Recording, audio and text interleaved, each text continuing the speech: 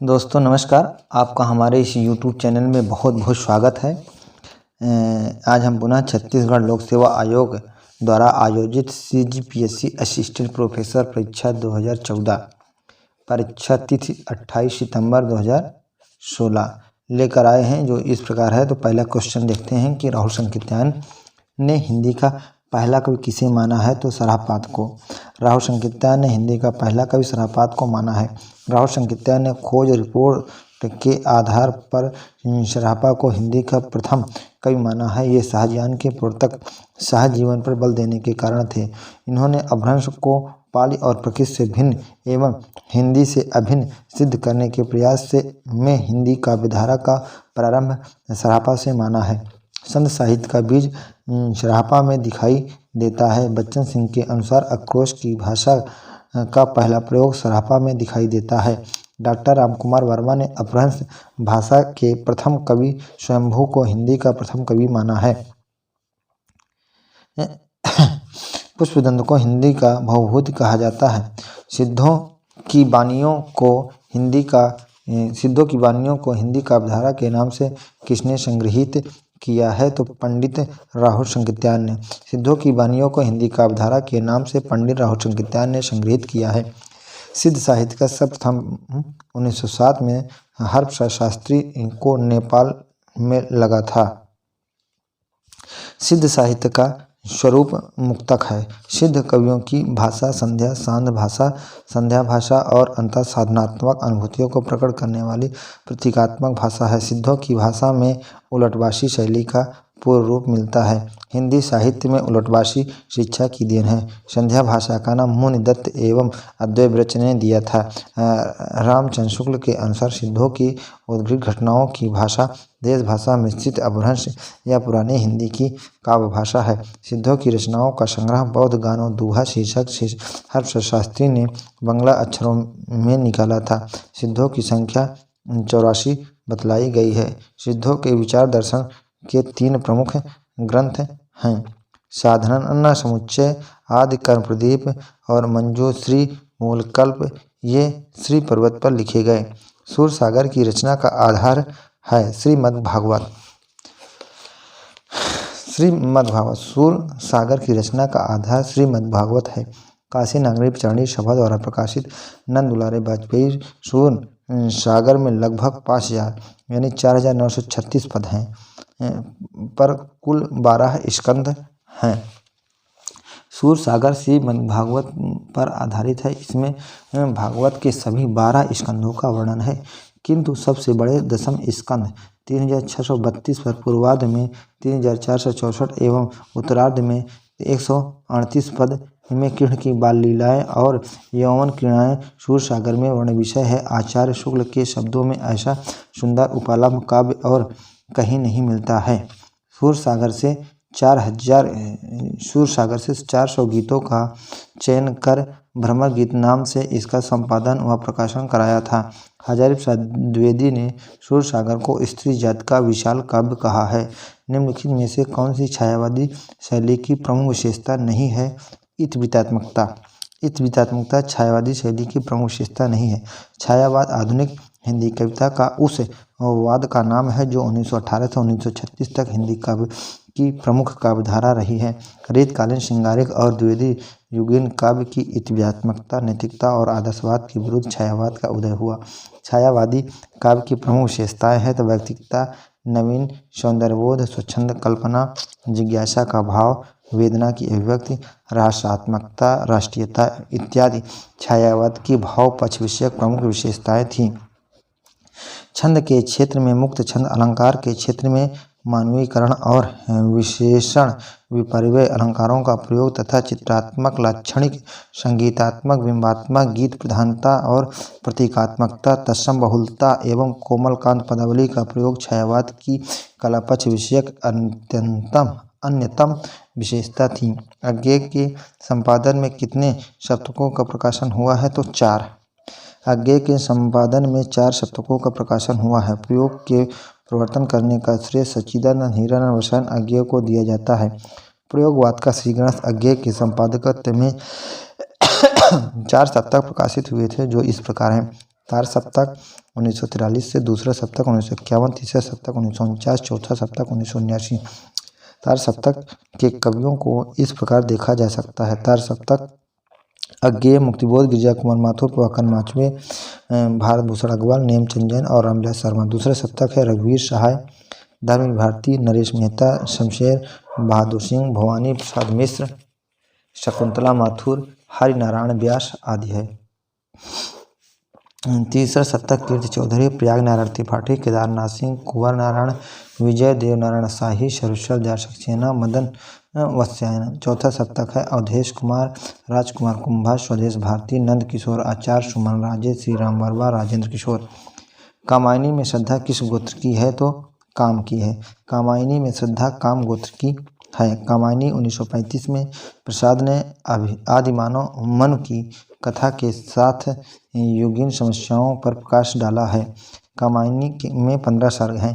चिंता, आशा, श्रद्धा, काम, वासना, लज्जा, कर्म, ईर्ष्या, ईड़ा, स्वप्न, संघर्ष, निर्वेद, दर्शन, रहस्य, आनंद।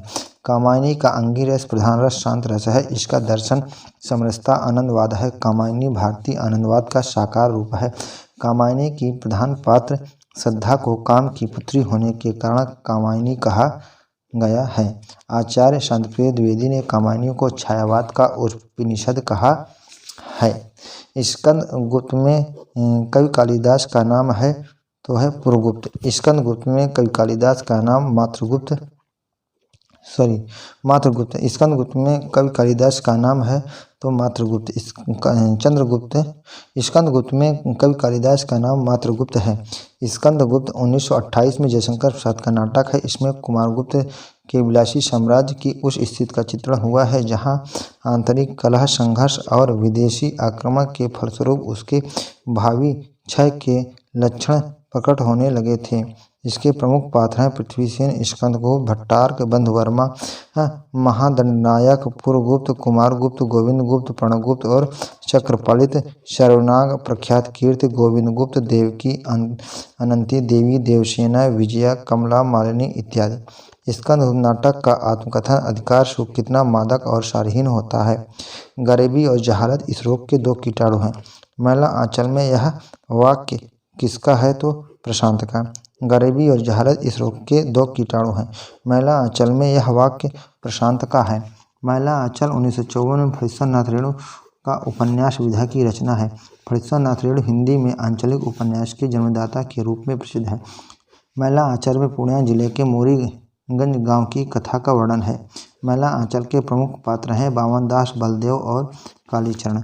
लक्ष्मी, राम खिलावन, रामदास, सेवादास, राम कृपाल सिंह, कमली, डॉक्टर, तहसीलदार वासुदेव और प्रशांत, स्नेहमयी ममता बनर्जी। अंधा युग में प्रतिहिंसा का प्रतीक है तो है अश्वत्थामा। अंधा युग में प्रतिहिंसा का प्रतीक अश्वत्थामा है। काव्य नाटकों में धर्मवीर भारती का अंधा युग बहुत चर्चित काव्य नाटक है। यह सर्वथा नया प्रयोग है। इसमें कृष्ण अश्वत्थामा को आज के अंधा युग के चिंतन के रूप में प्रस्तुत किया गया है। कृष्ण के स्वर्गारोहण के साथ द्वापर युग समाप्त होता है और अंधा युग कलयुग आ जाता है। अंधा युग की कथा महाभारत युद्ध के 18वें दिन की रात्रि तथा कृष्ण के स्वर्गारोहण की कथा है। धृतराष्ट्र आदि पात्र प्रतीकात्मक हैं जो अंधा युग की वेदना को स्पष्ट करते हैं। अंधा युग में कृष्ण को प्रभु नहीं वंचक गंधारी ने कहा है। अंधा युग में कृष्ण को प्रभु नहीं वंचक गंधारी ने कहा है। अंधा युग में महाभारत के 18वें दिन की संध्या से लेकर प्रभास तीर्थ में कृष्ण की मृत्यु के क्षण तक का वर्णन मिलता है। इसके प्रमुख पात्र हैं अश्वत्थामा, गंधारी, धृतराष्ट्र, कृतिवर्मा, संजय और विद्याचक, प्रहरी 1, प्रहरी 2, व्यास, विदुर, युधिष्ठिर, कृपाचार्य, युष, गूंगा, भिखारी, बलराम, कृष्ण इत्यादि। मिट्टी के लौंदे सब के सब मिट्टी के लौंदे आधे अधूरे। यह कथन किसका है? तो यह है छोटी लड़की। उपयुक्त पंक्ति आधे अधूरे नाटक में छोटी लड़की के द्वारा कहा गया है। आधे अधूरे नाटक को समकालीन जिंदगी का पहला सार्थक हिंदी नाटक माना जाता है। आधुनिक बोध के नाटककार मोहन राकेश का नाटक आधे अधूरे का प्रकाशन 1969 उत्तर में हुआ। इसे मील का पत्थर कहा जाता है। इसके प्रमुख पात्र हैं महेंद्रनाथ, अशोक सिंघानिया, जगमोहन, सावित्री, बिन्नी, किन्नी, जुनेजा आदि। कविता क्या है? निबंध में भाव सबलता के उदाहरण के लिए किसका पद उद्धृत है? तो वो है मतीराम। कविता क्या है? निबंध में भाव सबलता के उदाहरण के लिए मतीराम का पद उद्धृत है। कविता क्या है? निबंध सर्वप्रथम सरस्वती पत्रिका में सन 1909 में प्रकाशित हुआ।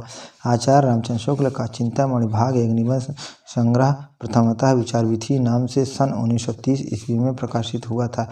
कविता क्या है? निबंध इसी में संग्रहित है। काव्य ग्रहमलंकारात सूत्र किसका है? तो वामन का। काव्य ग्रहमलंकारात सूत्र आचार्य वामन का है। आचार्य वामन रीति संप्रदाय के प्रवर्तक आचार्य हैं। उन्होंने काव्यालंकार सूत्र नामक ग्रंथ की रचना सूत्रों में की है। काव्यालंकार सूत्र में सूत्रों की संख्या 319 है। प्रमुख आचार्य एवं उनके ग्रंथ। सूत्रों की संख्या 319 है। आचार्य एवं उनके ग्रंथ है। भामह काव्यालंकार, दंडी काव्यादर्श, वामन काव्यालंकार सूत्र, रुद्रट काव्यालंकार, उद्भट काव्यालंकार सार संग्रह। अरस्तु के अनुसार अनुकरण नवसर्जन है। अरस्तु के अनुसार अनुकरण नवसर्जन है। वस्तु का उन्नत रूपांतरण ही अनुकरण है। अतः अनुकरण के 3 अर्थ हैं। जो वस्तुएं थी या है उन्हें जैसा कहा या माना जाता है उन्हें जैसा होना चाहिए। अरस्तु ने लिखा है कि कार्य व्यापार में निरत मनुष्य अनुकरण का विषय है। बूचर के अनुसार अरस्तु के अनुकरण का अर्थ है सादृश्य, विधान अथवा मूल का पुनरुत्पादन, सांकेतिक उल्लेखन आदि। अरस्तु के अनुसार विरेचन का परिष्कार करता है तो है अंतःवृत्तियाँ। अरस्तु के अनुसार विरेचन अंतर्वृत्तियों का परिष्कार करता है। कला के क्षेत्र में विरेचन करुणा भय को निष्कासित कर भावनात्मक विश्रांत अथवा भावात्मक परिष्कार करती है। अरस्तु के प्रमुख ग्रंथ हैं पेरिपोइथिकेस, तेनखेन रितोरिकेस और वसीयतनामा। अर्थ परिवर्तन की दिशाओं में अर्थ भाव शामिल नहीं है। अर्थ परिवर्तन की दिशाओं में अर्थभाव शामिल नहीं है। शब्द के द्वारा जो प्रतीत होता है उसे अर्थ कहते हैं। और अर्थ परिवर्तन की 3 दिशाएं हैं: अर्थ विस्तार, अर्थ संकोच और अर्थादेश। अर्थ परिवर्तन की दिशाओं का रेखाचित्र निम्न है। अर्थ परिवर्तन की दिशाएं अर्थ विस्तार, अर्थ संकोच और अर्थादेश। अर्थादेश को निम्न भागों में बांटा गया है: अर्थोत्कर्ष और अर्थापकर्ष और मूर्तिकरण तथा अमूर्तीकरण। निम्नलिखित में से नाम धातु क्रिया कौन सी है? यह है बतियाना। बतियाना नाम धातु क्रिया है। उदाहरण जबकि शेष प्रेरणार्थक क्रिया के उदाहरण है संज्ञा, सर्वनाम, विशेषण इत्यादि से बनने वाली क्रिया को नाम धातु क्रिया कहते हैं। ये संज्ञा या विशेषण से न जोड़ने की से स्वीकारना, धिक्कार, धिक्कारना तथा हिंदी शब्दों में अंत में आ करके आदि आ को ह्रस्व करके बनाई जाती है, जैसे दुख, दुखाना, बात, बतियाना आदि। संकर शब्द नहीं है तो है पुष्टहार, संकर शब्द नहीं है। बाकी है तो तोमड़ी, सूतीमाल, शीशाधर और छायादार, ये जो है संकर शब्द हैं। पुष्टहार शब्द संकर नहीं है, जबकि शेष सभी संकर शब्द हैं। वे शब्द जो 2 भाषाओं के शब्दों से मिलकर बना लिए गए हों। संकर शब्द विशेष शब्द होते हैं जो भिन्न भिन्न भाषाओं से मिलकर बनाए जाते हैं, जैसे रेल अंग्रेजी है ना, एवं गाड़ी हिंदी है तो क्या हो गया? रेलगाड़ी। नेक फारसी है एवं चलन हिंदी है तो क्या हो गया? नेक चलन। मूल संस्कृत शब्दों में ध्वन्यात्मक परिवर्तन से बने शब्द कहलाते हैं तो वह तद्भव। मूल संस्कृत शब्दों में ध्वन्यात्मक परिवर्तन से बने शब्द तद्भव शब्द कहलाते हैं। यथा आँख, आब, काम। वे संस्कृत शब्द जो अपने असली स्वरूप में हिंदी भाषा में प्रचलित तत्सम शब्द कहलाते हैं। यथा अंगरक्षक, अछोट, अष्टादश इत्यादि। वे शब्द जिनकी व्युत्पत्ति का पता नहीं चलता उन्हें देशज शब्द कहते हैं। यथा लोटा, टाठी, अंसार, काका इत्यादि। संकर शब्द वे शब्द जो भाषाओं को मिलाकर बना लिए गए यथा तोपगाड़ी, छायादार, सूत मिल और शीशाधर इत्यादि। हिंदी शब्दों की वर्तनी में ध्वनियों के क्रम का उल्लंघन होता है तो है ई की मात्रा में। हिंदी शब्दों की वर्तनी में ध्वनियों की क्रम का उल्लंघन ई की मात्रा में होता है। हिंदी नवरत्न में किस कवि को शामिल नहीं किया गया है तो वह चिंतामणि। हिंदी नवरत्न में चिंतामणि को शामिल नहीं किया गया है। हिंदी नवरत्न का प्रकाशन संवत 1967 से सन 1910 में हुआ। इसके लेखक मिश्रबंधु थे। हिंदी नवरत्न में लंबी भूमिका के बाद 9 अध्याय हैं, जिनमें महाकाल से लेकर आधुनिक काल तक के एक एक कवि को रखा गया है। क्रम इस प्रकार है: गोस्वामी तुलसीदास, महात्मा सूरदास, महाकवि देव, महाकवि बिहारी लाल, त्रिपाठी बंधु मतलब महाकवि भूषण, महाकवि मोतीराम त्रिपाठी बंधु है। और नेक्स्ट है महाकवि केशव, फिर है महात्मा कबीर, महाकवि चंद्रवरदाई, भारतेंदु हरिश्चंद्र। मिश्रबंध विनोद के लेखक हैं तो मिश्रबंध विनोद के लेखक हैं गणेश बिहारी, श्याम बिहारी और सुखदेव बिहारी। मिश्रबंध विनोद ने मिश्रबंध विनोद नामक ग्रंथ की रचना की है। मिश्रबंधुओं में गणेश बिहारी, श्याम बिहारी, सुखदेव बिहारी आते हैं। मिश्रबंध विनोद 4 भागों में विभक्त है, जिसके प्रथम 3 भाग का प्रकाशन सन 1913 में तथा चतुर्भाग का 1934 में प्रकाशन हुआ। मिश्रबंध विनोद 4,551 कवियों का जीवनवृत्त वर्णित है। मिश्रबंध विनोद में 4,551 कवियों का जीवनवृत्त वर्णित है। भक्ति को भारतीय चिंता का स्वाभाविक विकास किसने माना है तो वो है हजारी प्रसाद द्विवेदी। भक्ति को भारतीय चिंता का स्वाभाविक विकास हजारी प्रसाद द्विवेदी ने माना है। इसका मत है कि लेकिन मैं जोर देकर कहना चाहता हूं कि अगर इस्लाम नहीं आया होता तो भी इस साहित्य का बाहर आना वैसा ही होता जैसा आज।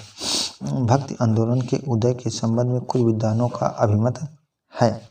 गियर्सन ईसाइयत की देन है। आचार्य रामचंद्र इस्लामी आक्रमण की प्रतिक्रिया है। मुक्तिबोध ऐतिहासिक सामाजिक शक्तियों के रूप में जनता के दुख व कष्टों से हुआ है। रामविलास शर्मा भक्ति आंदोलन एवं जाति और जनवादी आंदोलन। आदिकालीन काव्य की प्रसिद्ध पंक्ति भला हुआ जो मारिया बहन मारो कंद लज्जे जो हों वैसी हों जहीं भागा घर अंत किसके ग्रंथ में मिलता है तो हेमचंद्र के। आदिकालीन काव्य की प्रसिद्ध भला हुआ जो मारिया बहन मारो कंद लज्जे तू वैसी हों जहीं भागा घर अंत उक्त पंक्ति हेमचंद्र के ग्रंथ में मिलता है। हेमचंद्र प्रसिद्ध जैन आचार्य थे और इनका जन्म 1088 ईस्वी में हुआ था। हेमचंद्र को प्रकृत का पाणिनि माना जाता है। इनके व्याकरण के उदाहरणों के लिए हेमचंद्र ने भट्टी के समान एक द्वैत्र ग्रंथ काव्य की रचना की है। हेमचंद्र के प्रमुख ग्रंथ हैं सिद्ध हेमचंद शब्दानुशासन, कुमारपाल चरित, योगशास्त्र, प्रकृत व्याकरण, छंदोनुशासन और देशी नाम वाला कोश। रीत काल में वीर काव्य लिखने के लिए सर्वाधिक प्रसिद्ध किसे मिली है तो है भूषण को। रीत काल में वीर काव्य लिखने के लिए सर्वाधिक प्रसिद्ध भूषण को मिली है। भूषण वीर रस के कवि हैं। चित्रकूट के सोलंकी राजा रुद्र ने इन्हें कवि भूषण की उपाधि दी थी। महाराजा छत्रसाल ने एक बार भूषण की पालकी को कंधा लगाया था, जिस पर भूषण ने कहा था शिवा को बखानो की बखानो छत्रसाल को। भूषण के प्रमुख ग्रंथ हैं तो शिवराज भूषण, शिवा भवानी और छत्रसाल दशा। कौन से रीतकाली कवि आपस में भाई माने जाते हैं तो वो है चिंतामणि भूषण और मोतीराम। रीतकालीन कवि चिंतामणि मोतीराम भूषण आपस में सहोदर भाई माने जाते हैं। आचार्य रामचंद्र शुक्ल ने चिंतामणि त्रिपाठी को रीति काव्य का प्रवर्तक माना है। हिंदी रीति ग्रंथों की परंपरा चिंतामणि से चली, अतः रीति काव्य का आरंभ इन्हीं से मानना चाहिए। मोतीराम आचार्य चिंतामणि त्रिपाठी भूषण के बड़े भाई थे, जिनका उल्लेख वंश भास्कर और तंजकरीय सर्व आजाद हिंदी में हुआ है। दिनकर की काव्य कृति रसमरथी कौन है तो है रक्कर्ण। दिनकर का काव्य रसमरथी में रसमरथी कर्ण को कहा गया है। यह खंडकाव्य विद्या की रचना, इसका प्रकाशन 1952 में हुआ था। इसमें कर्ण की दानवीरता, मानवता का वर्णन है। इसमें 7 सर्ग हैं। रामधारी सिंह दिनकर के महाकाव्य उर्वशी 1961 पर इन्हें 1972 में ज्ञानपीठ पुरस्कार प्रदान किया गया था। उर्वशी को कवि ने कामाध्यात्म कहा है। डॉक्टर रामविलास शर्मा के अनुसार हिंदुस्तानी किसानों के जीवन की बेहतरी है प्रेमाश्रय, कर्मवीर, गोदान, है ना। डॉक्टर रामविलास शर्मा के अनुसार हिंदुस्तानी किसानों के जीवन की बृहत्तरी रचनाओं में प्रेमाश्रय, कर्मभूमि और गोदान आती है, जो कि मुंशी प्रेमचंद की उपन्यासात्मक कृति है। प्रेमचंद के प्रमुख उपन्यास एवं उनके बड़े विषय सेवा सदन 1918 वेश्या जीवन से संबंध समस्या का चित्रण है। वरदान 1921 प्रेम विवाह की समस्या का चित्रण है। प्रेमाश्रय 1922 औपन्यासिक शासन में जमींदार एवं किसानों के संबंध का चित्रण है। रंगभूमि 1925 औद्योगिकरण के दोष, पूंजीवादियों की शोषण नीति, अंग्रेजों के अत्याचार एवं भारतीय शिक्षितों की चरित्रहीनता विश्लेषण व चित्रण। गबन है 1931 मध्यमवर्गीय जीवन की असंगत का यथार्थ मनोवैज्ञानिक चित्रण है। कर्मभूमि 1933 हिंदू मुस्लिम एकता, अछूतोद्धार एवं दलित किसानों के उत्थान की कथा है। गोदान है 1936 किसान जीवन की महागाथा एवं ऋण की समस्या का अंकन है। गंगौली गांव में किस उपन्यास की कथा भूमि है? वो है आधा गांव। गंगौली गांव में आधा गांव उपन्यास की कथा भूमि है। यह राही मुस्लिम रजा का उपन्यास है। प्रमुख उपन्यास एवं वर्ण विषय उपन्यास आधा गांव। उपन्यासकार राही मासूम रजा। वर्ण विषय है गाजीपुर जिले के गंगौली गांव में सैयद मुसलमानों की कथा है। राग दरबारी 1968 श्रीलाल शुक्ल। शिवपालगंज की जिंदगी का चित्रण। रंगभूमि प्रेमचंद। औद्योगिकरण का दोष, पूंजीपतियों की शोषण नीति का चित्रण। काल्हा पहाड़ 1999 भगवान लाल मोरवाल। देश में बढ़ती हुई सांप्रदायिकता का संवेदनात्मक चित्रण। अलग अलग वितरणी 1967 शिवप्रसाद सिंह। पूर्वांचल के गांवों की जिंदगी की नारकीयता का चित्रण है। ऋण की कहानियों की प्रमुख विशेषता है तो यह ग्रामीण जीवन की सरसता। ऋण की कहानियों की प्रमुख विशेषता ग्रामीण जीवन की सरसता है। छठे दशक के आरंभ में हिंदी कहानी में ग्रामीण अंचल की कहानियों ने पाठकों को विशेष आकृष्ट किया है। इन कहानीकारों में शिवप्रसाद सिंह, मार्कंडेय फणीश्वर नाथ रेणु के नाम प्रमुख थे। इनकी कहानियों में गांव की तस्वीर साफ सुथरी रूप में उभरी, किंतु उसमें रोमांस की प्रधानता है। रेणु की कहानियों में आंचलिकता उभर आई है। इनकी प्रमुख कहानियां ठुमरी 1959, आदिम रात की महक 1967, अग्निखोर 1973, एक श्रावणी दोपहर की धूप है 1984, अच्छे आदमी 1986, लाल पान की बेगम, तीसरी कसम। प्रेमचंद की किस कहानी में हृदय परिवर्तन का चित्रण है? तो वो है पंच परमेश्वर। प्रेमचंद की पंच परमेश्वर कहानी में हृदय परिवर्तन का चित्रण मिलता है। कुछ आलोचक प्रेमचंद के पंच परमेश्वर 1916 को इनकी प्रथम कहानी मानते हैं तथा अंतिम कफन 1936 को पंचेश्वर कहानी में प्रेमचंद ने नारी सशक्तिकरण, ग्रामीण जीवन के छल प्रपंचों, दोस्ती, भाईचारा, न्याय अन्याय के चक्र को परिभाषित करती हुई सजीव कहानी है। सजीव कहानी है। किस विधा की सैद्धांतिक एवं व्यवहारिक आलोचना से आधुनिक हिंदी आलोचना का प्रारंभ हुआ है? नाटक से। नाटक विधा की सैद्धांतिक और व्यवहारिक आलोचना से आधुनिक हिंदी आलोचना का प्रारंभ हुआ। आधुनिक हिंदी का प्रथम सैद्धांतिक आलोचना भारतीय हिंदू नाटक के 1883 को माना जाता है। भारतेंदु हरिश्चंद्र को आधुनिक हिंदी का प्रथम आलोचक माना जाता है। डॉक्टर बच्चन सिंह ने लिखा है कि भट्ट जी हिंदी के पहले आलोचक हैं और संयुक्ता स्वयंवर पर लिखी गई उनकी आलोचना पहली आलोचना है 1886। बाल कृष्ण भट्ट को आधुनिक हिंदी में व्यवहारिक आलोचना का जनक माना जाता है।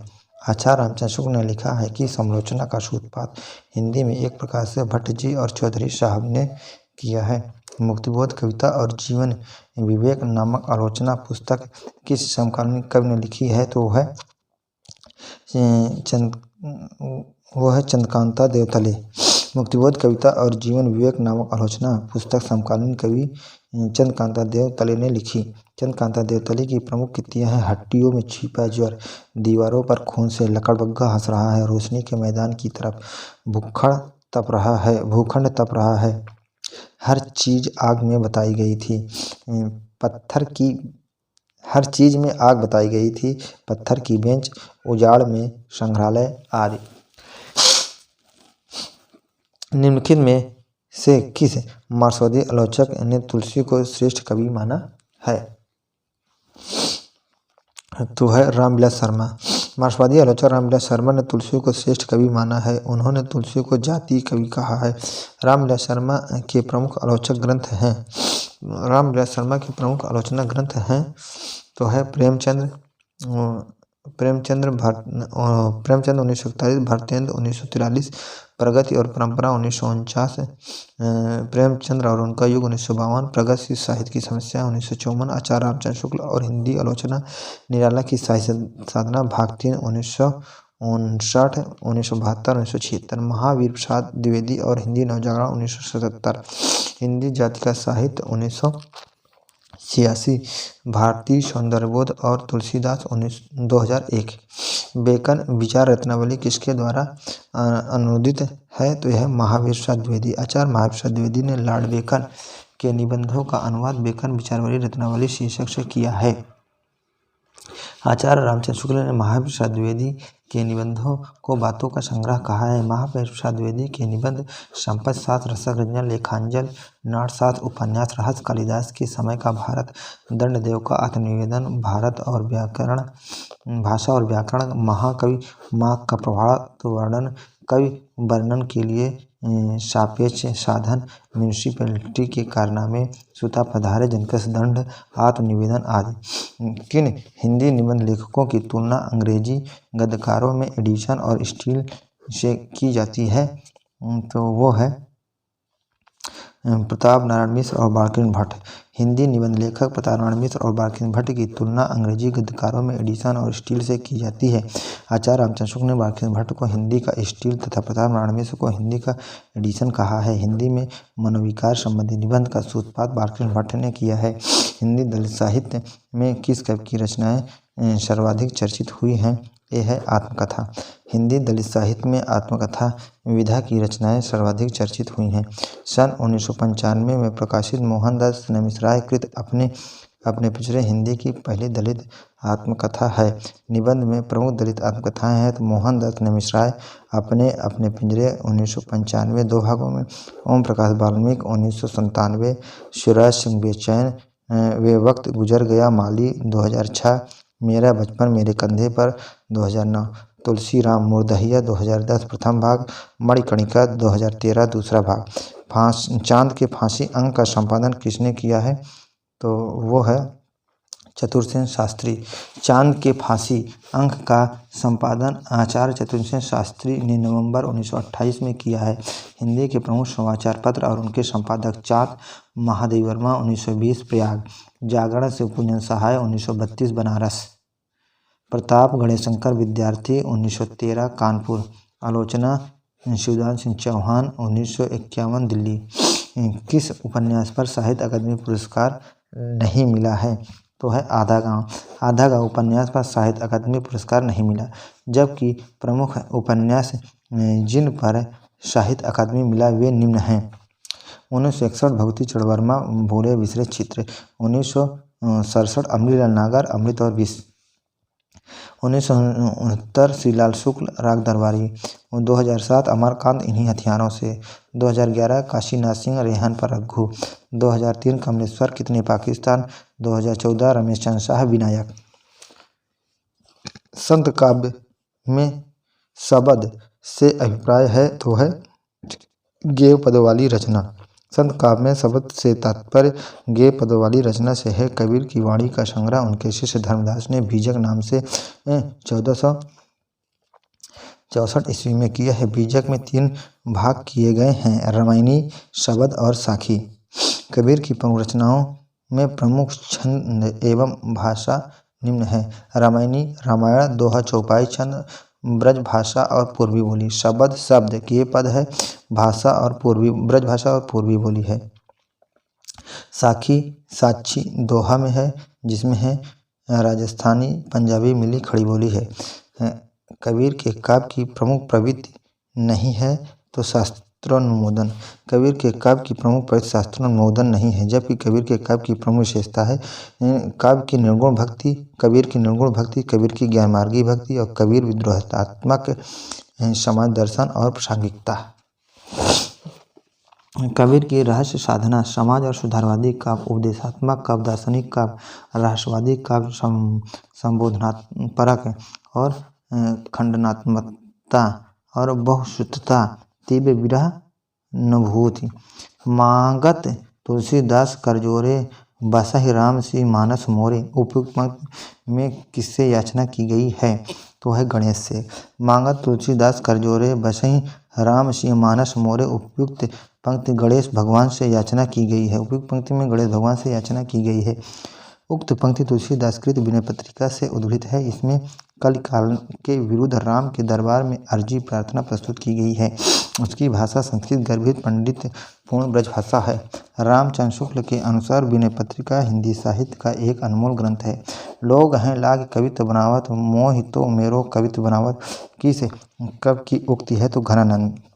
लोग हैं लाग कवित्व बनावत, मोहि तो मेरो कवित्व बनावत। यह उक्ति घनानंद की है। घनानंद ने 752 कवित्व सवैया, 1057 पद और 2354 दोहे चौपाइयों की रचनाएं की हैं। इनके छंदों को सुछंदों की उपमा दी गई है। घनानंद की प्रेयसी का नाम सुजान था। इनकी प्रमुख रचनाएं सुजान सागर, विरहलीला, कोकसा, रसकिरवल्ली और कृपा कंद। आचार्य रामचंद्र शुक्ल का कथन ये सच्चा रसमूत्र और ब्रजभाषा काव्य के प्रधान स्तंभ है। कामायनी को मनु ने श्रद्धा को क्या कहकर संबोधित किया है? तो वो है बसंत के दूत। कामायनी में मनु ने श्रद्धा को बसंत के दूत कहकर संबोधित किया है। कामायनी में मनु मन की, श्रद्धा हृदय की, इड़ा बुद्ध की और कुमार मानव के प्रतीक हैं। शुक्ल जी ने लिखा है कि रूपक की भावना के अनुसार श्रद्धा विश्वास समन्वित रागात्मकता वृत्ति और इड़ा व्यावसायिक बुद्धि। कवि ने श्रद्धा को मृदुता, प्रेम और करुणा का प्रवर्तन करने वाली और सच्चे आनंद तक पहुँचने वाली के रूप में चित्रित किया है। कामायनी का वह ढांचा कामना नाटक के समान है और इसमें जिस आनंदवाद की अभिव्यक्ति प्रसाद ने की है उसकी प्रतिष्ठा प्रसाद जी पूर्व में अपनी एक रचना एक घूट में कर चुके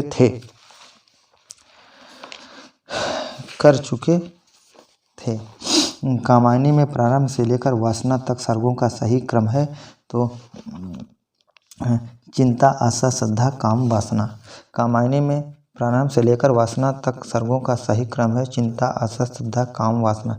कामायनी महाकाव्य में कुल सर्गों की संख्या 15 है। वे निम्न है: चिंता, आशा, श्रद्धा, काम, वासना, लज्जा, कर्म, ईर्ष्या, इड़ा, स्वप्न, संघर्ष, निर्वेद, दर्शन, रहस्य, आनंद।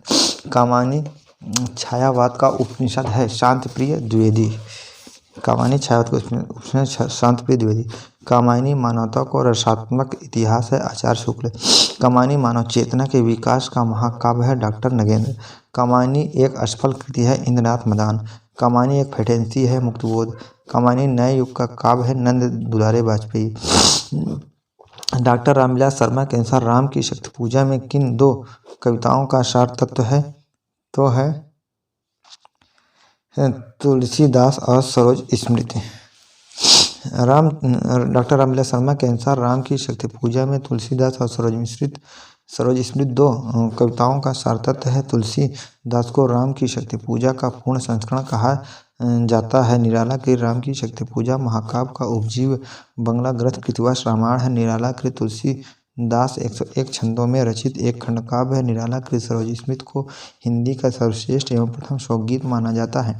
कांगड़ी बाजारे की सृष्टि में ऐश्वर्य और औदार के विस्तार का प्रतीक बाजरे की कंगड़ी के अलावा किसे माना गया है? तो है विछली घास। कांगड़ी बाजारे की सृष्टि में ऐश्वर्य और औदार के विस्तार प्रतीक बाजरे की कंगड़ी के अलावा और विछली घास को माना गया है।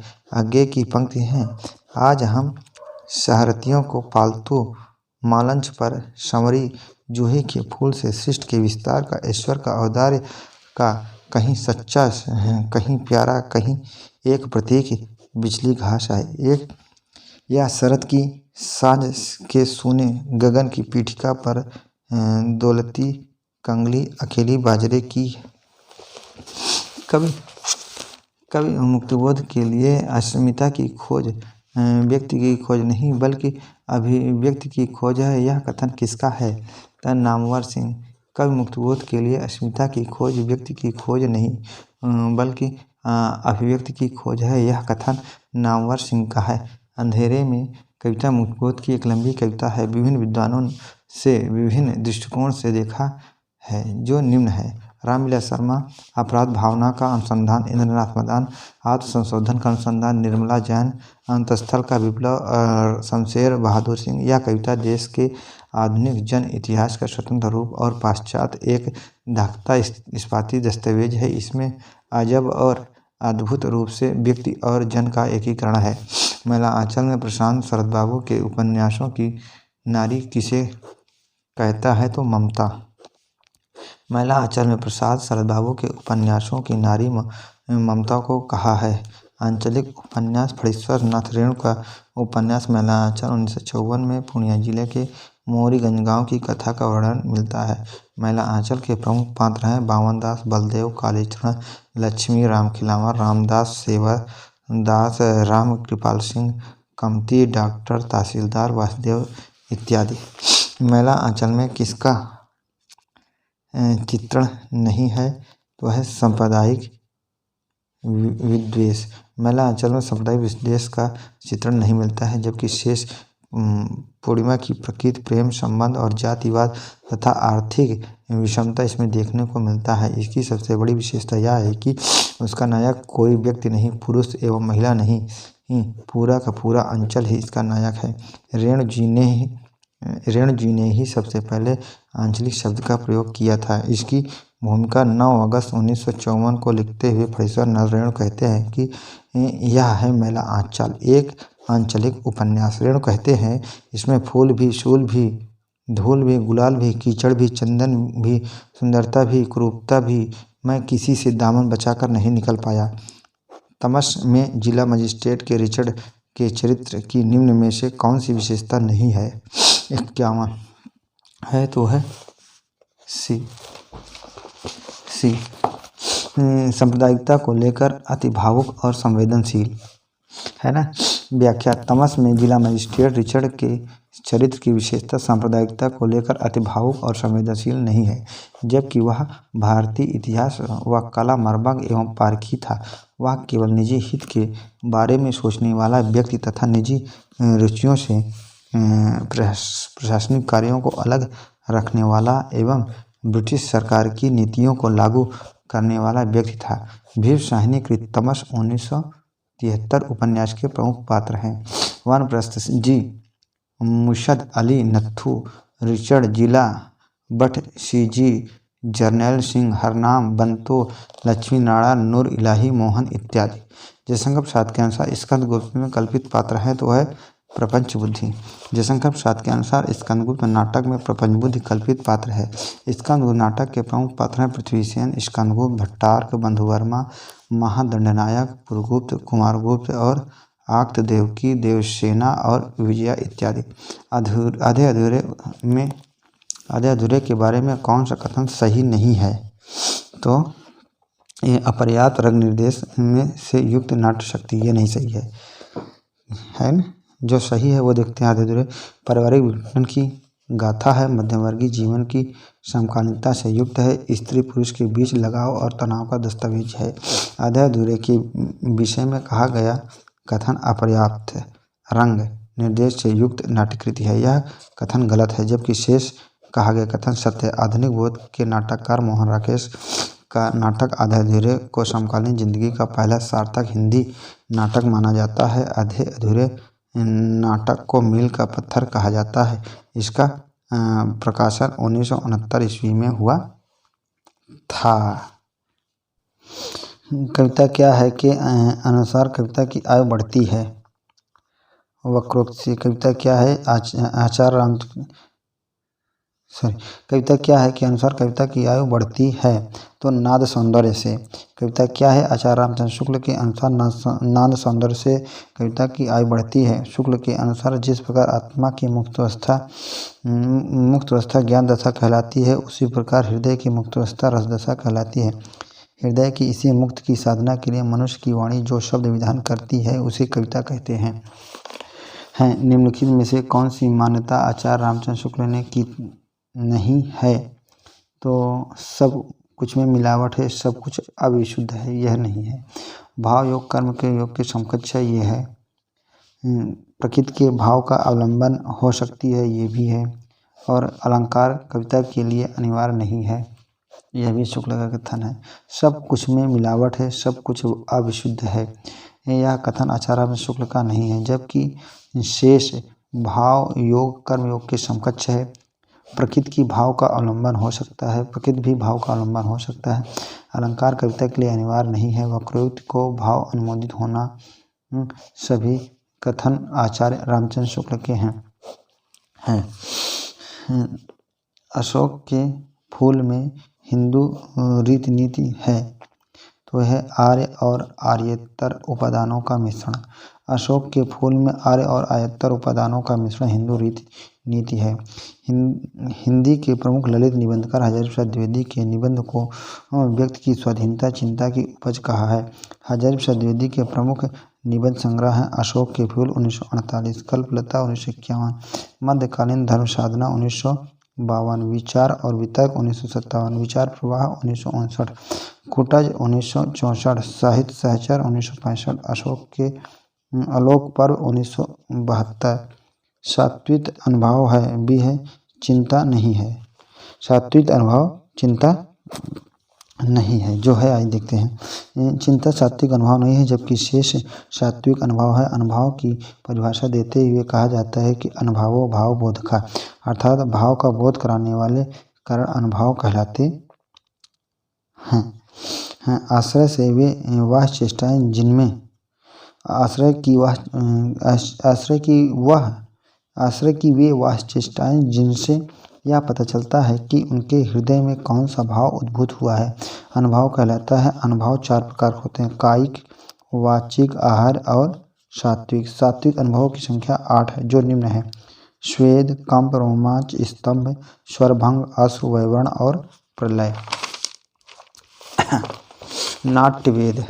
नाट्यवेद हेतु ऋग्वेद, सामवेद और अथर्ववेद से क्रमशः लिए गए हैं, तो पाठ्य, गान, अभिनय और रस। नाट्यवेद हेतु ऋग्वेद, सामवेद और अथर्ववेद से क्रमशः पाठगान, अभिनय, रस लिए गए हैं। भरत मुनि की प्रसिद्ध रचना नाट्यशास्त्र है, जिनमें नाटक के सभी पक्षों का विस्तृत विवेचन किया गया है। आचार्य भरत ने नाट्यशास्त्र को पंचम वेद भी कहा है।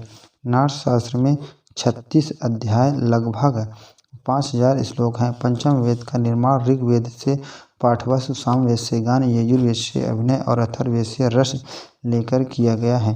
अभिव्यंजना के विषय में कौन सा कथन सही नहीं है, तो अभिव्यंजना की बाह्य अभिव्यक्ति अनिवार्य है।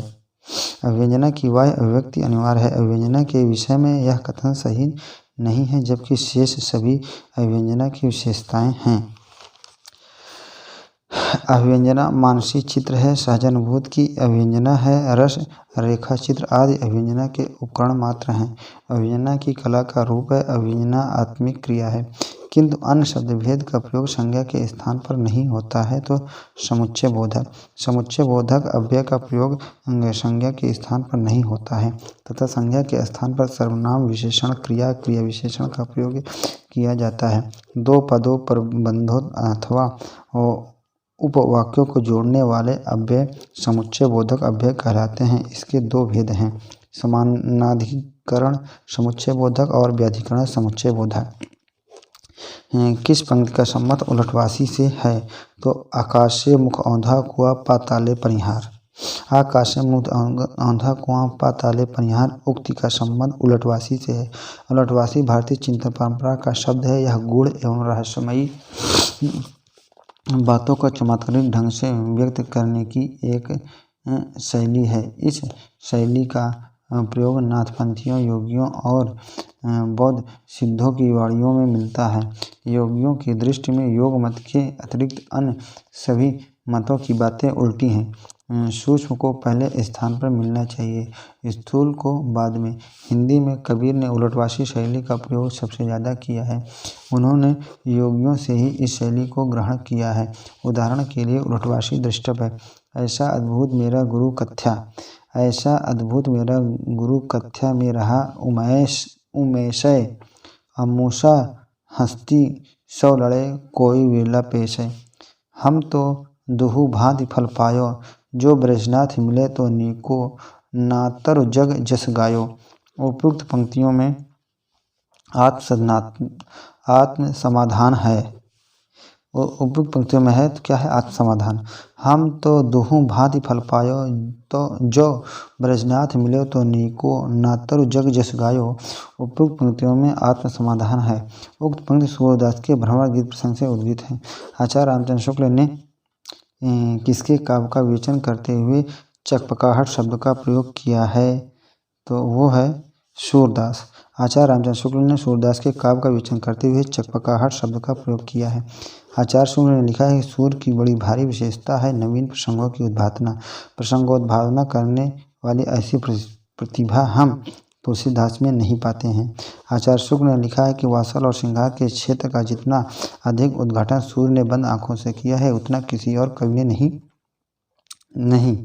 इन क्षेत्रों का कोना कोना वे झांक आए हैं। विनय पत्रिका में काशी के लिए किसका रूपक वर्णित है? तो यह कामधेनु। विनय पत्रिका में काशी के लिए कामधेनु रूपक वर्णित है। आध्यात्मिक नगरी काशी की प्रस्तुत करते हुए तुलसीदास को कलयुग की कामधेनु का स्वरूप मानते हुए कहते हैं कि चारों पुरुषार्थ अर्थ, धर्म, काम, मोक्ष की यहाँ की वास्तविक संपदा है, और जिसे इस सुख की इच्छा है उसे काशी में रहकर राम राम का संस्मरण करते रहना चाहिए। इस काव्य में 279 पद हैं तथा यह ब्रजभाषा में लिखी गई है। तुलसी के राम को जानने के लिए रामचरितमानस पढ़ना चाहिए और तुलसी को जानने के लिए विनय पत्रिका। ये पद विभिन्न राग नगरियों में निबद्ध किए गए हैं। राग बिलावल, राग रामकली, राग बसंत, राग भैरव, राग केदार, राग कन्हारा, राग टोडी, राग सोरठ, राग मल्हार आदि। बावरो रावरो नाह भवानी, दान बड़ो जिन देत दये बिनु, वेद बड़ाई बानी। उपयुक्त पंक्तियों में किसके द्वारा किसे संबोधन की संकल्पना है? तो है ब्रह्म द्वारा पार्वती को। बावरो रावरो नाह भवानी, दानी बड़ो दिन देत दये बिनु, वेद बड़ाई बानी। उपयुक्त पंक्तियों में ब्रह्मा द्वारा पार्वती को संबोधन की कल्पना है। कलयुग में संतप्त होकर तुलसीदास ने एक पत्रिका अर्जी राम के दरबार में भेजने के लिए लिखी है और वे चाहते हैं कि माता सीता इसे राम के सम्मुख प्रस्तुत करे। जाको बल विनोद समुझ जिय डरत, दिवाकर भोर को जाकी चिबुक चोट, चूरन की रद मद कुलिस कठोर को। उपयुक्त पंक्तियों में किसकी वीरता का वर्णन है? तो है हनुमान की। जाको बाल विनोद समुझ जिय डरत, दिवाकर भोर को जाकी चिबुक चोट, चूरन की रद मद कुलिस कठोर को। उपयुक्त पंक्तियों में हनुमान की वीरता का वर्णन है। उक्त पंक्ति तुलसीदासकृत हनुमान बाहु की पंक्ति है। वेणु माधव के अनुसार इसका रचनाकाल संवत 1669 ईस्वी। 4 छंदों छप्पे, झूलना और मदगयंत घनाचरी में रचित यह रचना तुलसी की बाहुपीड़ा, उसके शमन हेतु हनुमान से की गई प्रार्थना से संबंधित है। ब्रजभाषा में रचित यह तुलसीदास की प्रौढ़ रचना है। पर कारज देह को धारे फिरो, पर जन्य जथारथ हवै दरसो, निधिनीर सुधा के समान करो, सबहि विधि सुंदरता सरसो, घन आनंद जीवन दायक हो, कबो मोरियो पीर हियो परसो। उपयुक्त पंक्तियों किससे संबोधित हैं? तो बादल को। पर कारज देह को धरो फिरो, परजन्य जथारथ हवै दरसो, निधिनीर सुधा के समान करो, सबहि विधि सुंदरता सरसो, घर न जीवनदायक हो, कबहु मोरियो पीर हियो परसो। उपयुक्त पंक्तियां बादल को संबोधित हैं। उक्त काव्य पंक्तियां घनानंद की हैं। आचार्य रामचंद्र शुक्ल ने घनानंद के विषय में लिखा है कि ये साक्षात रसमूर्त और ब्रजभाषा काव्य के प्रधान स्तंभों में हैं।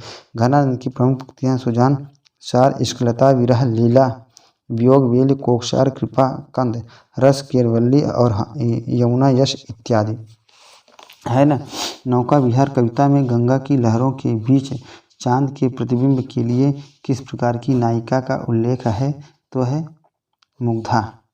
नौका विहार कविता में गंगा की लहरों के बीच चांद के बिंब के लिए मुग्धा नायिका का उल्लेख किया गया है। नौका विहार पंत की कविता है और पंत को संवेदनशील इंद्रियबोध का कवि कहा जाता है। पंत जी मूल रूप से अरविंद दर्शन से प्रभावित थे। पंत की प्रथम छायावादी रचना उच्छ्वास है तथा अंतिम छायावादी रचना गुंजन। पंत ने लोकायतन नामक महाकाव्य महात्मा गांधी के जीवन पर लिखा है। यह दीप अकेला के माध्यम से कवि कहना चाहता है कि व्यक्ति विशिष्ट बने रहकर ही समाज के लिए कुछ कर सकता है। यह दीप अकेला के माध्यम से कवि कहना चाहता है कि व्यक्ति विशिष्ट बने रहकर ही छायावाद के लिए कुछ कर सकता है। यह दीप अकेला कविता प्रयोगवाद और नई कविता के प्रमुख कवि अज्ञेय द्वारा रचित है। अज्ञेय अस्तित्ववाद रखने वाले कवि हैं। अज्ञेय को प्रयोगवाद तथा नई कविता का शलाका पुरुष भी कहा जाता है। अज्ञेय की प्रमुख चर्चित कविताएं अषाढ़ वीणा, कांगली बजरे की, सांप, नदी के द्वीप, हरी घास पर क्षण भर, जितना तुम्हारा सच है, शब्द और सत्य, यह दीप अकेला आदि। किस कविता में शहरी जीवन पद्धति के दंभ पर कटाक्ष किया गया है? हरी घास पर क्षण भर। हरी घास पर क्षण भर कविता में शहरी जीवन की पद्धति के दंभ पर कटाक्ष किया गया है। अज्ञेय की कविता हरी घास पर क्षण भर इनकी प्रथम प्रमाणकृत मानी जाती है। इस रचना में अज्ञेय ने अपनी प्रेमिका को कहीं लाल बुरुश के उत्फुल्ल गुच्छ सी, कहीं बिछड़ी घास, कहीं बजरे की छरहरी कंगली कहा है। दुख का महत्व, व्यक्ति चेतना और समष्टिवाद को भी यहाँ वाणी मिली है। अंधेरे में कविता प्रतीक के रूप में नहीं है, तो कौन से नहीं है? तो तालाब। और कौन सा प्रतीक रूप में है? तो रक्त, लोक, स्नात पुरुष और अरुण कमल, बरगद और शिशु है। अंधेरे में कविता प्रतीक के रूप में तालाब नहीं है, जबकि शेष रक्त, लोक, स्नात पुरुष, अरुण कमल, बरगद तथा शिशु इत्यादि इसके प्रतीक के रूप में विद्यमान हैं। मुक्तिबोध की अंधेरे में एक लंबी कविता है। अंधेरे में कविता का पहला प्रकाशन कल्पना में 1964 में आशंका के दीप अंधेरे में नाम से हुआ है। विभिन्न आलोचकों ने इसे विभिन्न दृष्टिकोण से देखा है, जो निम्न है: रामविलास शर्मा, अपराध व भावना का अनुसंधान, नामवर सिंह, अस्मिता की खोज, इंद्रनाथ मदान, आत्म संशोधन का अनुसंधान, निर्मला जैन, अंतस्थल का विप्लव, प्रभाकर माचवे, लावा। मुक्तिबोध ने अंधेरे में कविता की रचना फैंटेसी में की है। आजकल जिसे लिव इन रिलेशनशिप कहा जाता है, उस व्यवस्था का संकेत प्रेमचंद के किस उपन्यास में मिलता है? तो वह है गोदान। आजकल जिसे लिव इन रिलेशनशिप कहा जाता है, उस व्यवस्था का संकेत प्रेमचंद के गोदान उपन्यास में मिलता है। गोदान ग्राम जीवन और कृषि संस्कृति का महाकाव्य है। इसमें प्रगतिवाद, गांधीवाद और मार्क्सवाद, साम्यवाद का पूर्ण परिप्रेक्ष्य में चित्रण हुआ है। गोदान के प्रमुख पात्र हैं तो होरी, धनिया, गोबर, झुनिया, भोला, राय साहब, मेहता, मालती, खन्ना और दाता दीन गोविंदी आदि। लड़ने वालों के पास 20वीं सदी में थे। लड़ने वालों के पांव 20वीं सदी में थे। सिर मध्य युग में। तमस में यह वाक्य किसके लिए कहा गया है? सिखों और मुसलमानों के लिए। लड़ने वालों के पांव 20वीं सदी में थे। सिर मध्य युग में। तमस में यह सिखों और मुसलमानों के लिए कहा गया है।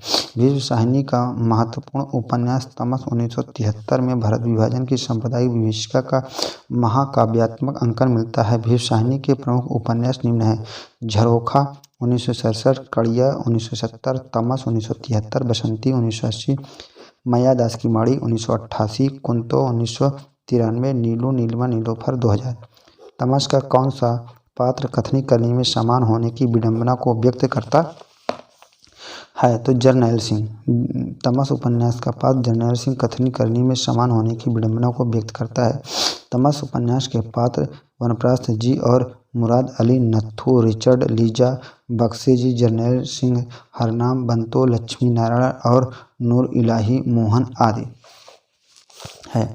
स्कंदगुप्त में धातुसेन पर अनंत देवी के कुछ होने का कारण धातुसेन द्वारा राज परिवार में षड्यंत्र का संकेत।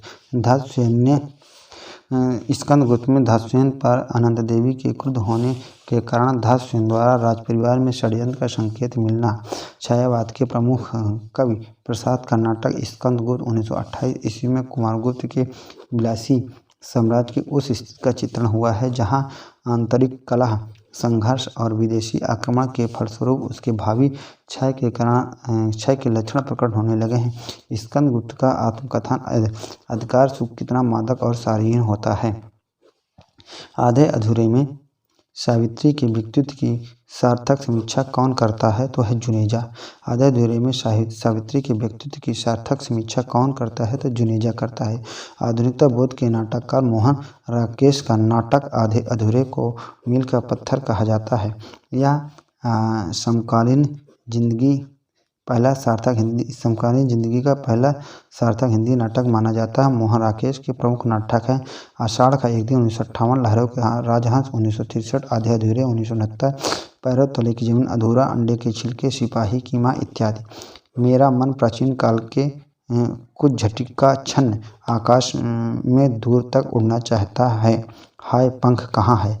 इस कथन में निबंधकार की क्या इच्छा व्यक्त होती है तो है अतीत को पूरी तरह जान लेने की।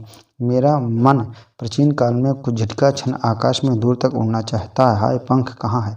इस कथन में निबंधकार की अतीत को पूरी तरह जान लेने की इच्छा व्यक्त होती है। अशोक के फूल में मनुष्य की इच्छा से निरपेक्ष परिवर्तनकारी शक्ति को क्या नाम दिया गया है तो है महाकाल। अशोक के फूल में मनुष्य की इच्छा से निरपेक्ष परिवर्तनकारी शक्ति को महाकाल नाम दिया गया है। हिंदी के प्रमुख ललित निबंधकार हजारी प्रसाद द्विवेदी ने निबंध को व्यक्ति की स्वाधीन चिंता की उपज कहा है। हजारी प्रसाद द्विवेदी के प्रमुख निबंध निबंध हैं। अशोक के फूल, बसंत आ गया, मेरी जन्मभूमि, एक कुत्ता और एक मैना, नया वर्ष, दिमाग खाली है, शीरीष का फूल और वर्षा, धनपति से घनश्याम तक, कुटज, साहित्य में हिमालय की परंपरा, जीवेभ शरदः शतम, देवदारू, आत्मदान का संदेश वाहक, वसंत, नाखून क्यों बढ़ते हैं, घर जोड़ने की माया, गुरु नानक देव। अभिनव गुप्त का काव्य विद्या गुरु किसे माना जाता है तो वो है भट्टतौत। अभिनव गुप्त का काव्य विद्या गुरु भट्टतौत को माना जाता है। इन्होंने व्याकरण का अध्ययन अपने पिता नरसिंह गुप्त से, ब्रह्म विद्या का भूतिराज से, कर्म और त्रिकदर्शनों का लक्ष्मण गुप्त से, ध्वनि का और भट्टेदशज से तथा नर्सशास्त्र का अध्ययन भट्टतौत से किया। भरतमुनि ने रस सूत्र में आए संयोग और निष्पत्ति को अभिनव गुप्त ने व्याख्या की। इनका सिद्धांत अव्यक्तिवाद तथा इनका दार्शनिक मत शैव दर्शन है। इन्होंने कहा है कि हृदय से का साधारणीकरण होता है। पाव महावर देन को नाइन बैठी आय, फिर जान महावरी एड़ी मिड़त जाए। उपयुक्त दोहे में कौन सा अलंकार है तो यह भ्रांतिमान। पाव महावर देन को नाइन बैठी आय, फिर जान महावरी एड़ी मिड़त जाए। उपयुक्त दोहे में भ्रांतिमान अलंकार है। भ्रांतिमान रूप, रंग, कर्म आदि की समानता के कारण जहाँ एक वस्तु में अन्य किसी वस्तु की चमत्कारपूर्ण भ्रांति कल्पित हो जाए वहाँ भ्रांतिमान अलंकार होता है। उत्प्रेक्षा, जब उपमेय में उपमान की संभावना या कल्पना कर ली जाए तब उत्प्रेक्षा अलंकार माना जाता है। संदेह, रंग, रूप रंग आदि का सादृश्य होने के कारण उपमेय में उपमान का संशय होने में संदेह अलंकार होता है। दृष्टांत, जहाँ उपमेय और उपमान के साधारण धर्म का बिंब प्रतिबिंब भाव दर्शित किया जाए तथा वाचक शब्द का उल्लेख न हो वहाँ दृष्टांत अलंकार होता है। भरतमुनि ने किन चार अलंकारों का उल्लेख किया है तो उपमा, रूपक, दीपक, यमक। भरतमुनि ने उपमा, रूपक, दीपक, यमक अलंकारों का उल्लेख किया है। भरतमुनि को संस्कृत काव्यशास्त्र का प्रथम आचार्य माना जाता है। इनकी प्रसिद्ध रचना नाट्यशास्त्र है जिसमें नाटक के सभी पक्षों का विस्तृत विवेचन किया गया है। नाट्यशास्त्र में 36 अध्याय तथा लगभग 5000 श्लोक हैं। भरतमुनि ने नाट्यशास्त्र के 10 गुण, 10 दोष तथा 4 अलंकार यमक, उपमा, रूपक तथा दीपक की मीमांसा की है। नाट्यशास्त्र के 6ठ तथा 7वें अध्याय में रस तथा भाव का वर्णन किया है। भरतमुनि ने रसों की संख्या 8 मानी है। समग्र वक्रोक्त का ही प्रपंच है, इससे अर्थ में रमणीयता आती है। कवि को इसके लिए प्रयास करना चाहिए क्योंकि इसके बिना कौन अलंकार संभव है? उपयुक्त मान्यता किसकी है? तो यह भामा की। समग्र वक्रोक्त का ही प्रपंच है। इससे अर्थ में रमणीयता आती है। कवि को इसके लिए प्रयास करना चाहिए, क्योंकि इसके बिना कौन सा अलंकार संभव है? उपयुक्त मान्यता आचार्य भामा की है। सर्वप्रथम भामा ने ही अलंकार को नाट्यशास्त्र की परतंत्रता से मुक्त कर स्वतंत्र शास्त्र या संप्रदाय के रूप में प्रस्तुत किया है। भामा ने काव्य अलंकार नामक ग्रंथ की रचना की, जो 6 परिच्छेदों में विभक्त है। आचार्य रामचंद्र शुक्ल ने अभिव्यंजनावाद का विरोध किया है। यह कलावाद को बढ़ावा देता है। आचार्य रामचंद्र शुक्ल ने अभिव्यंजनावाद का विरोध किया है। यह कलावाद को बढ़ावा देता है। क्रोचे ने अभिव्यंजनावाद का प्रवर्तन किया है, जिसके अनुसार कला में अभिव्यंजना की ही सब कुछ है। अभिव्यंजना से अलग कोई और अभिव्यंग्य वस्तु या अर्थ नहीं होता है। काव्य की गिनती कलाओं में ही की गई है। आचार्य रामचंद्र शुक्ल के आलोचनात्मक ग्रंथ सूरदास, तुलसीदास, जायसी काव्य में रहस्यवाद, काव्य में अभिव्यंजनावाद तथा रसमीमांसा है। किस प्रगतिवादी कवि ने सीता पर खंडकाव्य रचना की है? तो नागार्जुन ने। प्रगतिवादी कवि नागार्जुन ने सीता पर खंडकाव्य की रचना की। नागार्जुन ने मैथिली भाषा में पत्रहीन नगरगाछ 1967 शीर्षक में काव्य लिखा। इसमें 52 कविताएं संकलित हैं। इस कृति पर उन्हें 1968 में साहित्य अकादमी पुरस्कार मिला है। नागार्जुन ने अपनी कविता प्रतिहिंसा ही स्थायी भाव के संदर्भ में लिखा है। यह तो नागार्जुन साहित्य का मैनिफेस्टो है। नागार्जुन कृत भस्मांकुर एक खंडकाव्य है, जो वर्मय छंद में है। इसकी रचनाएं हैं युगधारा 1953, सतरंगे पंखों वाले 1959, प्यासी पथराई आंखें 1962, भस्मांकुर 1971, तालाब की मछलियाँ 1975, खिचड़ी विप्लव देखा हमने 1980, तुमने कहा था 1980, हजार हजार बाहों वाली 1981, पुरानी जूतियों का कोरस 1983, पुरानी जूतियों का कोरस 1983। किस कविता में सर्जन संबंधी चिंतन है? तो वो है अषाढ़ वीणा। अषाढ़ वीणा कविता में सर्जन संबंधी चिंतन है। अज्ञेय की अषाढ़ वीणा एक लंबी कविता है, जिसका मूल भाव अहम विसर्जन है। अज्ञेय अस्तित्ववाद में आस्था रखने वाले कवि हैं। अषाढ़ वीणा लंबी कविता में किरीट तरु परमसत्ता का प्रतीक है। प्रियम वध व्यक्ति सत्ता का और परमसत्ता असीम और विराट है, जबकि व्यक्ति सत्ता सीमित है। उस परम सत्ता से मिल उसे जान लेने की आकांक्षा हमेशा व्यक्ति को सता रही है। किस वर्ग के सभी कवि किसी न किसी सप्तक के कवि हैं? तो है रामविलास शर्मा, नरेश मेहता, मदन वत्सायन। रामविलास शर्मा, नरेश मेहता, मदन वत्सायन वर्ग के कवि किसी न किसी सप्तक के कवि हैं। शेष असंगत हैं। प्रयोगवाद शब्द का सर्वप्रथम प्रयोग नंदलाल वाजपेयी ने प्रयोगवादी रचनाएं शीर्षक निबंध में किया था।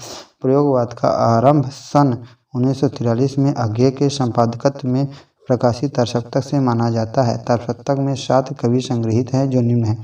तारसप्तक 1943 अज्ञेय, रामविलास शर्मा, मुक्तिबोध, प्रभाकर माचवे, नेमचंद जैन, गिरिजा कुमार माथुर, भारत भूषण अग्रवाल।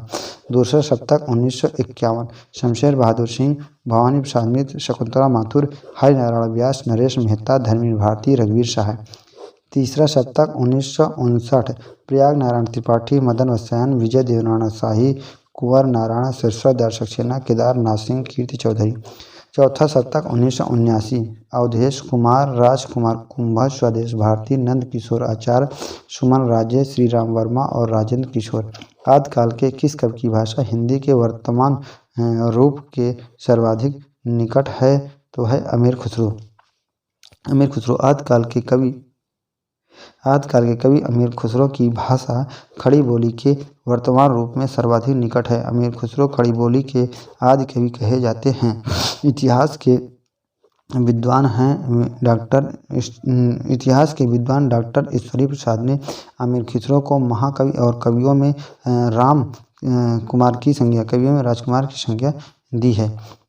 अमीर खुसरो ने कहा है कि मैं हिंदुस्तान की तूती हूँ। अगर तुम वास्तव में मुझसे कुछ पूछना चाहते हो तो हिंदी में पूछो, जिससे मैं कुछ अद्भुत बातें बता सकूं। जान लेनिहार न ले जीव हरर तरासहि ताहि इतना ही बोल आव मुख करे तराही तराही है। तो उपरोक्त पंक्तियों की भाषा कौन सी है? तो है अवधी। जान लेनिहार न लेहु जीव और हराहि तरासहि ताहि, इतना ही बोल आव मुख करे तराही तराही। उपरोक्त पंक्तियों की भाषा अवधी भाषा है। अवधी इस बोली का केंद्र अयोध्या। अधिकांश विद्वान इसका संबंध अर्ध मागधी अपभ्रंश से मानते हैं। इसका क्षेत्र लखनऊ, इलाहाबाद, फतेहपुर, मिर्जापुर, उन्नाव, रायबरेली, सीतापुर, प्रतापगढ़, बाराबंकी आदि है। इसके प्रसिद्ध कवि मुल्ला दाऊद, तुलसीदास, जायसी, उस्मान इत्यादि हैं। इसको कौशल या बेसवाड़ी भी कहा जाता है। पृथ्वीराज रसों में प्रमुख रस कौन सा है? पृथ्वीराज रसों में प्रमुख रस कौन सा है? वीर और श्रृंगार रस। पृथ्वीराज रसों को मुख्य रस वीर और श्रृंगार रस है। आचार्य रामचंद्र शुक्ल ने लिखा है कि चंद्रोदय हिंदी के प्रथम कवि माने जाते हैं और इनका पृथ्वीराज रसों हिंदी का प्रथम महाकाव्य है। हजारी प्रसाद द्विवेदी ने पृथ्वीराज रसों को सुश्री संवाद के रूप में रचित माना है। पृथ्वीराज रसों को चंद्रोदय के पुत्र जल्लड़ ने पूर्ण किया तथा डॉक्टर बच्चन सिंह ने लिखा है कि यह पृथ्वीराज रसों एक राजनीतिक महाकाव्य है। दूसरे शब्दों में राजनीति की महाकाव्यात्मक त्रासदी है। कैमाशवाद पृथ्वीराज रसों का एक महत्वपूर्ण समय या सर्ग है। पद्मावत की काव्यगत विशेषताओं की दृष्टि से कौन सा विकल्प संगत है? तो है नगर वर्णन, लोकोत्तर भावना और सर्गों में विभाजन। नगर वर्णन, लोकोत्तर भावना, सर्गों में विभाजन यह पद्मावत की विशेषता नहीं है, जबकि शेष सभी पद्मावत की विशेषता के अंतर्गत आती है। जायसी प्रसिद्ध सूफी शेख मोदनी मोहिनुद्दीन के शिष्य थे और शेरशाह के समकालीन थे तथा अमेठी के निज जायस नगर में रहते थे। आचार्य रामचंद्र शुक्ल के अनुसार पद्मावत की कथा का पूर्वार्ध कल्पित और उत्तरार्ध का ऐतिहासिक है। विजय देवनाथ शाही ने पद्मावत को हिंदी में अपने ढंग की अकेली ट्रेजेडी कृत कहा है। पद्मावत का नागवती वियोगखंड हिंदी साहित्य की अनुपम निधि है। जायसी ने पद्मावत में 12 मासा पद्धति का उपयोग के लिए किया है, तो वो है मनसबी शैली। जायसी ने पद्मावत में 12 मासा पद्धति का उपयोग विरह वर्णन के लिए किया है। पद्मावत महाकाव्य में नागमती, पद्मावती और रथसेन की प्रेम कहानी का वर्णन मिलता है। जायसी के पद्मावत में कुल 57 खंड हैं और इनका प्रिय अलंकार उत्प्रेक्षा है। पद्मावत में प्रयुक्त प्रतीकार्थ निम्न है। रथसेन मन का, सिंघलदेव हृदय का, पद्मावती श्रद्धा एवं सात्विक बुद्ध परमात्मा, हीरामन गुरु, नागमती दुनिया धंधा का, राघव चेतन शैतान का, अलाउद्दीन माया का। इससे इस काल को रस के विचार से कोई श्रृंगार कहे तो कहा जा सकता है। रीत काल के लिए यह कथन किसका है? तो है रामचंद्र शुक्ल का। इससे इस काल को इसके विचार से कोई श्रृंगार काल कहे तो कह सकता है। रीत काल के लिए यह कथन आचार्य रामचंद्र शुक्ल का है। विभिन्न विद्वानों ने रीत काल को क्या नाम दिया है? तो जारगीय रीत काव्य, विश्वबंधु अलंकृत काल, रामचंद्र शुक्ल रीत काल, विश्वनाथ प्रसाद मिश्र श्रृंगार काल, रमाशंकर शुक्ल रसाल कलाकाल। उपन्यास और उसके प्रमुख पात्रों का कौन सा युग्म सही है? तो अंधेरे बंद कमरे, नीलिमा और हरबंश ये सही है। अंधेरे बंद कमरे, नीलिमा, हरबंश युग्म सही है तथा शेष सभी असंगत हैं। सुनीता उपन्यास और प्रमुख पात्र। सुनीता 1934, सुनीता, श्रीकांत, हरिप्रसन्न और सत्या, दादा कामरेड, हरीश दादा, शैला, यशोदा और अख्तर, नदी के द्वीप 1951, भुवन, गौरा, रेखा, चंद्रमोहन, हेमेंद्र, डॉक्टर रमेश, अमन दास का पोथा, रैक, जवाला और अरुंधति। अंधेरे बंद कमरे में 1961, हरबंश और नीलिमा। परीक्षा गुरु में किस शहर के रईस की कथा है? तो है आगरा।